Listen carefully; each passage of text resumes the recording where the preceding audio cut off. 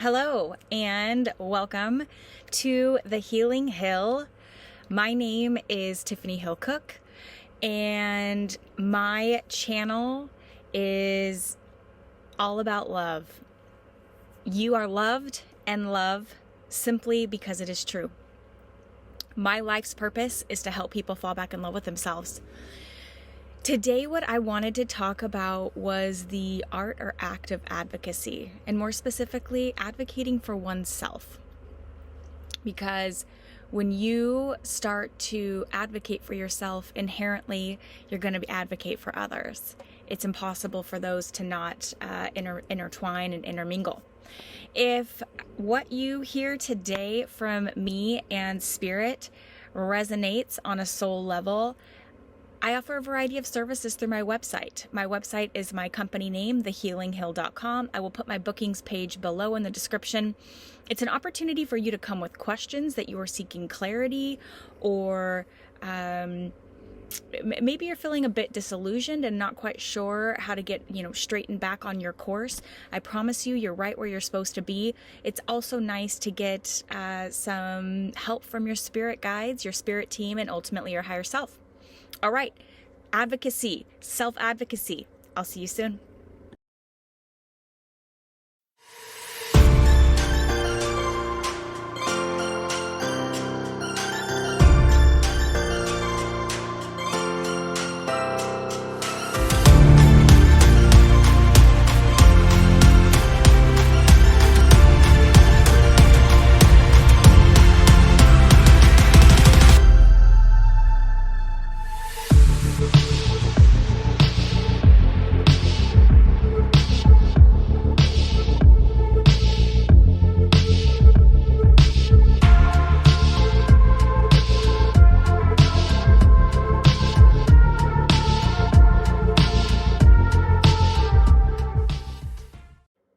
Alrighty, so this is episode 6. Can't even believe it. A couple of weeks ago, I was living in a state of fear, specifically related to being seen and sharing my energy and sharing my light. I was allowing my ego to create a narrative or a story about who I am, which at the end of the day is just a story. It's not even true. So honoring yourself and being your true authentic self is one of the most freeing things that you can do. What I wanted to talk about with you today with the help of Spirit is advocacy. And just to let you guys know, I don't have any papers or notes that I jot down prior to turning on my laptop. I just turn on my laptop and I allow myself to channel the words that my spirit guides are giving me. And what I've asked them, the intention behind us meeting, is the message that's going to be for the greatest and highest good for all. And what they really wanted me to share about today was advocacy. Advocacy for one's self. And if you've watched any of my episodes, you know that I love a good story. So we're going to start this one out with a story. It was probably about a month ago. Well, even before that, I spent a couple of years between 2020 and 2022 taking multiple courses, learning how to analyze and interpret dreams. I was led down this, cracker crumbs, kind of like Hansel and Gretel. What ultimately I was led to was an organization called the Ashling School. And more specifically, one of the founders, his name is Michael Sheridan. And initially I was an observer because he's got a podcast or a radio show that he does weekly. And then instead of being an observer, it was time for me to be a participant. And so on a nightly basis, if I have dreams, and traditionally I have a lot of dreams nightly, the first thing I do when I get up in the morning is I write them down so I can ultimately analyze them. What a dream is when you actually go to a different dimension or a different realm. You go to the spirit realm. We have 3 levels of consciousness. We have our higher self, we have consciousness, and then we have our subconscious. When you dream, it is your subconscious and your higher self attempting to make conscious obstacles, trauma, issues. It could be even your life's purpose, what you came here to do, spiritual gifts that you came here to use and are obligated to use. But dreams are the main intention of a dream is to show you how to be the best version of yourself. What's holding you back? And so about a month ago, and interpreting my dreams, one of the themes that kept showing up is that and I thought I'd already healed this, by the way. So this is the lovely, the beauty of awareness. One of the themes that kept coming up was the fact that I was okay. And when I say okay, I had been taught at a young age that my needs were to take second priority over someone else's. That came from mom, and that also came from dad. That was the message that they had taught me. And so in learning that my first reaction was like, no. Well, but here's the thing. Your dreams, you may not see it, but they're dead on. And so instead of saying no, I started to take inventory.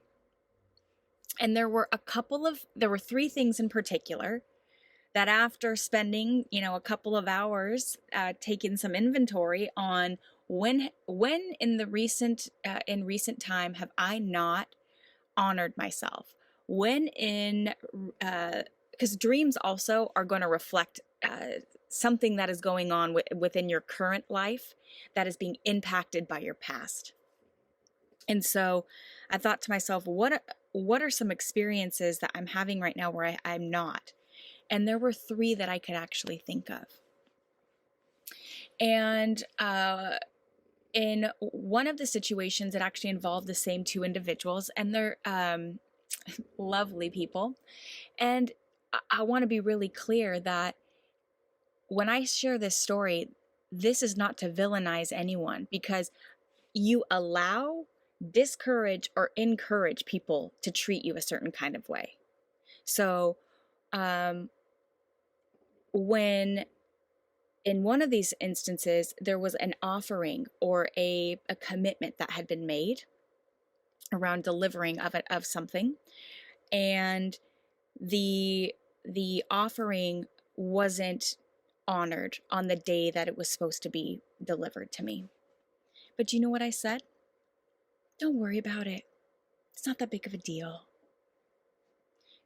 I'm going to reorganize those words. Don't worry about me. I'm not that big of a deal. I didn't realize that was actually what I was saying. And after ultimately about 3 weeks after this date that was supposed to be delivered of this commitment that was made, I got my dreams analyzed. And the first thing, and this was the most uncomfortable thing that I have done in a very, very long time, is I sent a text message to these people and said, when can I have this item? And I remember I wanted to almost vomit. That's how ill it made me feel inside. And not surprisingly, they responded and said, you can pick it up tomorrow. I'll have it ready for you tomorrow. And I know that I'm being a little bit encrypted around the exact words. That's intentional. So, because I'm telling you a story in the hopes that what I'm sharing resonates with you, but a slightly different experience.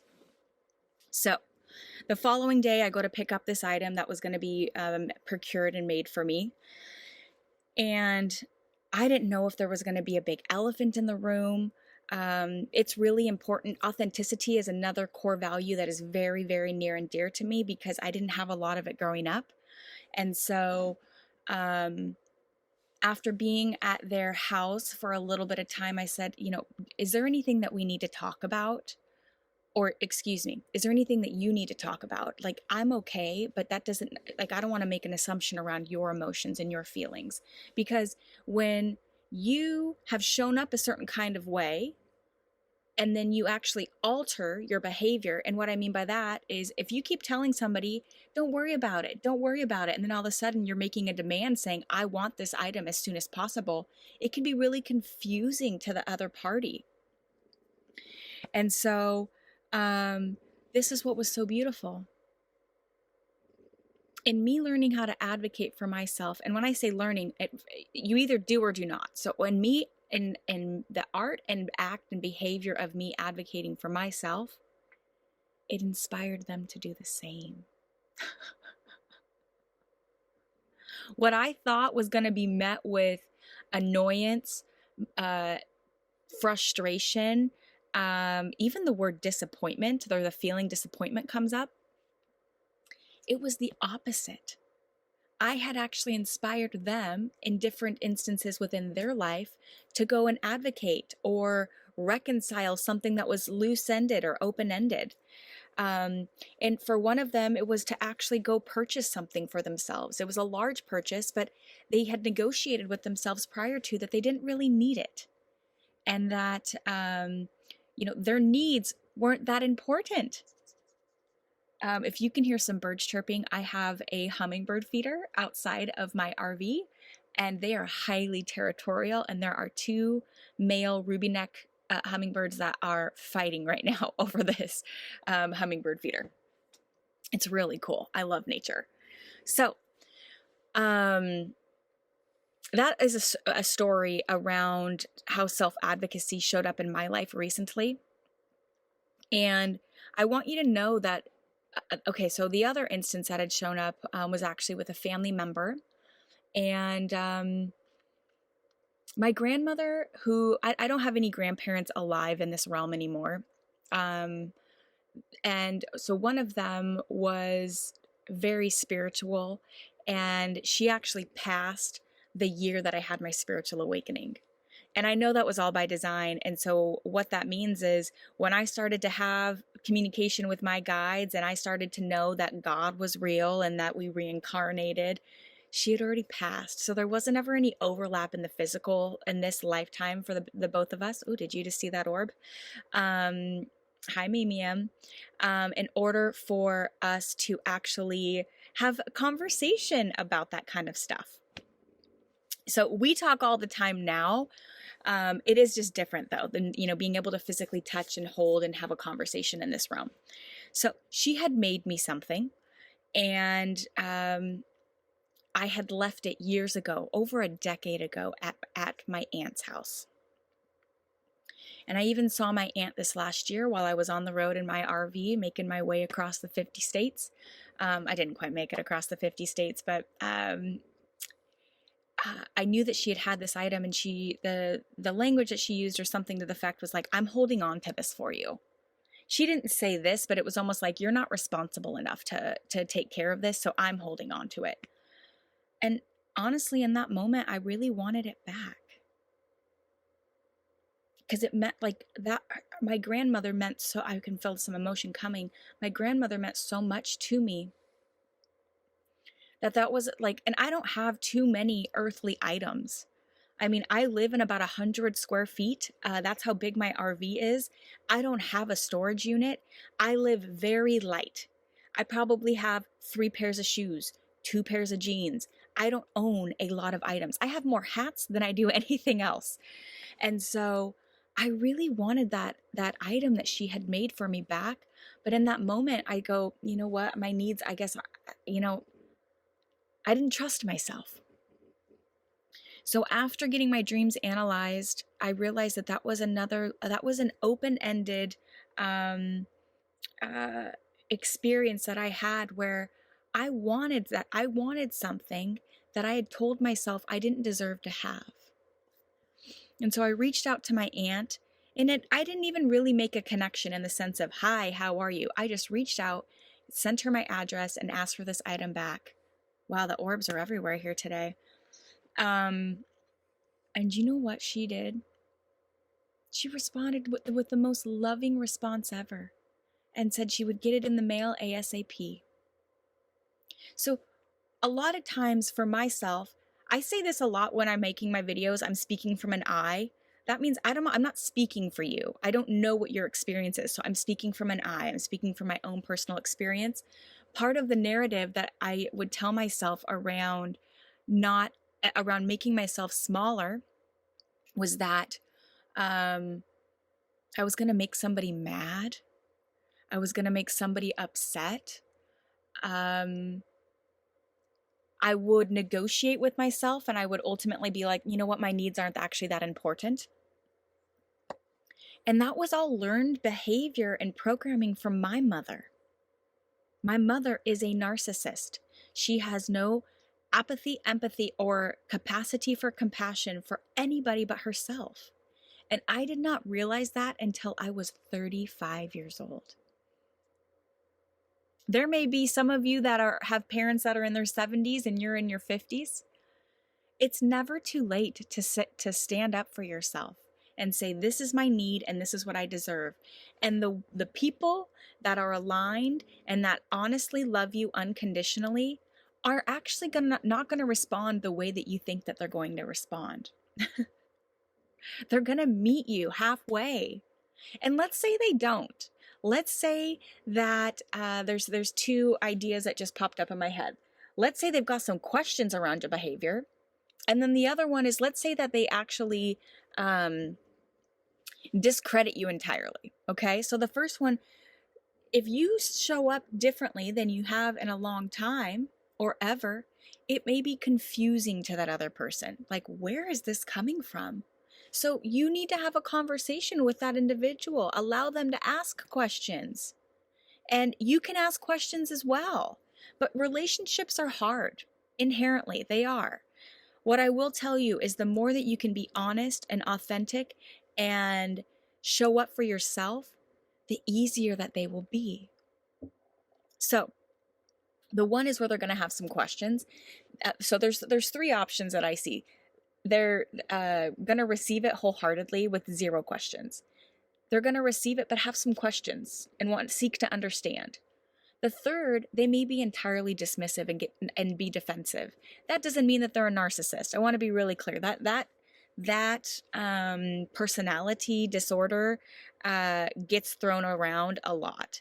I did recently watch something. I can't remember her name. Dr. Amani? Maybe that's her name. She's pretty popular on YouTube. I watch a lot of her videos. She was talking about, really depending on the sector in which you work, the area and in the world in which you live, 50% of the room can be a narcissist. She lives in LA, so that was, she was, apparently it's more dense in that area. But you can learn the most from someone when you tell somebody no. My dog is snoring. When you tell somebody no, you can learn a lot about the nature of your relationship versus if you're always saying yes. That makes things a lot easier. When you start to say no, you should be honored in that moment, but sometimes you're not. So let's say somebody doesn't want to honor the way that you're advocating for yourself and is being dismissive to you. At that point in time, you've got to make some decisions. Because the one option is you can't go back to not advocating yourself. You cannot go back to making yourself small. Because this is what happens. In prioritizing somebody else, you lose yourself. You can't, the most important relationship you'll ever have in your life is the one with yourself. So if somebody is being dismissive towards you, not honoring your feelings, and at the end of the day, feelings and beliefs might not necessarily be true, but it's your truth, okay? And so let's say that this person you need to go advocate for yourself and share with a person how they're showing up and impacting you, and it's not in a positive light. What I have learned is it's not what you say, it's how you say it. So Something that's been helpful for me in going into conversations like that is starting it with saying, I love you and I have something to share with you, and I really hope that you hear me. I really, really hope that you hear me. So you're already setting the stage around your intentions, around that you have something to share and that you're hoping that they hear you. I have found when I use those words, even in that order, it somehow disarms the other person. So instead of, because I can imagine that somebody has felt inclined to share information with you, and you almost get into like a fighting stance. It's like you know you're protecting yourself. Remember, you give words meaning. You give life meaning. They're just words. So start by giving some context. I love you. I need to share with you something that I am feeling, and I really hope that you hear me. I really hope that you hear me. And before you go into this conversation, I would encourage you to write it out or to even say it to yourself out loud. Because when thinking your thoughts, I worked in staffing and recruiting. That was the cult that I worked at for almost a decade, and they are international. So, culture is culture. There is a disconnect in the way that our thoughts are translated into words. So I would help a lot of people prepare for an interview, and they may have thought of an answer 100 times over, but the moment you go to speak it, it's like you have marbles in your mouth. So you've got to practice, even, especially if this is the first time that you are honoring a feeling or emotion that you have inside of you that is a bit more unsavory. And when I say unsavory, it's gonna information that is in the form of feedback. And that you may be actually asking for a behavior change in the person that you're going to be sharing this with. Maybe they need to be more of an active listener. Maybe you feel like they're being a bit too critical, or maybe they complain too much, or they're gossiping all the time. And all of a sudden you realize, I don't want to gossip anymore. And so again, that's what I'm talking about around your behavior might be confusing to them, because let's say the nature of your relationship was about complaining. And then all of a sudden you realize that complaining makes you feel bad. And so now what you have done 95% of the time together is complaining, and now you want to say that you don't want to do that anymore. Now 95% of your relationship is empty. It needs to be filled with something else. So I encourage you to say out loud your needs. Get into a car and just start driving and repeat it over and over and over. Like anything in life, existence is a practice. It is a practice. Equivalent it to learning a language, going and making art, learning an instrument, playing a sport. The first time you do it, you stumble. Like, why do you think that babies, well, not so much babies, but yeah, babies and toddlers cry so much? Because everything that they're doing is new to them. It's exhausting. And so it can be frustrating. So, practice it out loud, and just ask, if you just call them up. If you feel the need that you want to, this is all going to be led by you. If you want to do something face to face, then say, can we meet for coffee? Like, you don't need to overthink this. And the more practice that you have around honoring yourself, particularly in the moment, life is going to get a whole lot easier for you. And even outside of that, you're going to start inspiring others. You're going to be giving permission to others to do the same. Do know this, though. Let's say when you begin advocating for yourself, you may in return receive some information from somebody else, and they need a behavior change in you. The quickest way to receive feedback is to start giving it. Okay? Hey, you know that you do XYZ? Well, do you know that you do XYZ? That's what I mean. The quickest way to get feedback is to start giving it. And so, the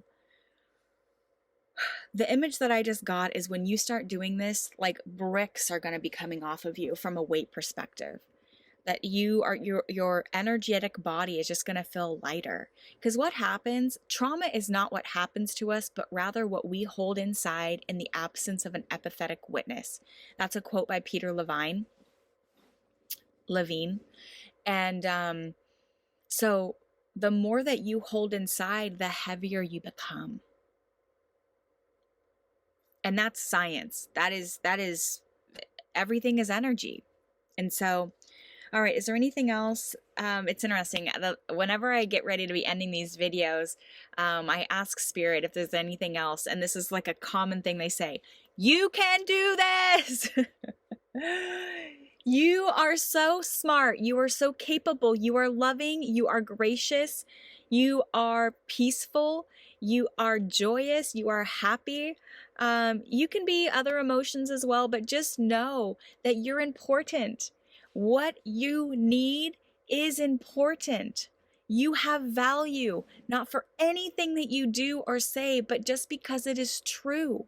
Think about how much oohing and awing we do over a baby, and they've done nothing.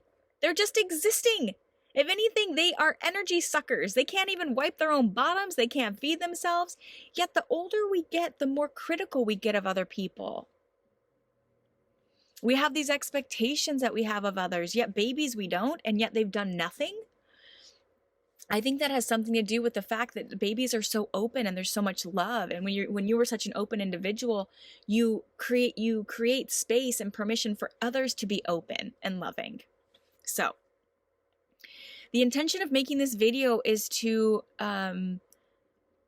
share with you some experiences that I have had and how I made different choices to show up for myself, and let you know that it's possible for you to do it too. Start today. Save this video if it's helpful for you to reference again in the future. Drop me a line on how, something that you have been feeling a little bit contempt or anger inside of you with somebody else about, and that you're going to go advocate for yourself, and you're going to go, share with that person how they're impacting you, and make a commitment to honor yourself in the moment moving forward and not let it marinate for over a decade like I did. So, yeah, I love you so much. I truly do. And until next time, Tiffany Hill Cook, signing off.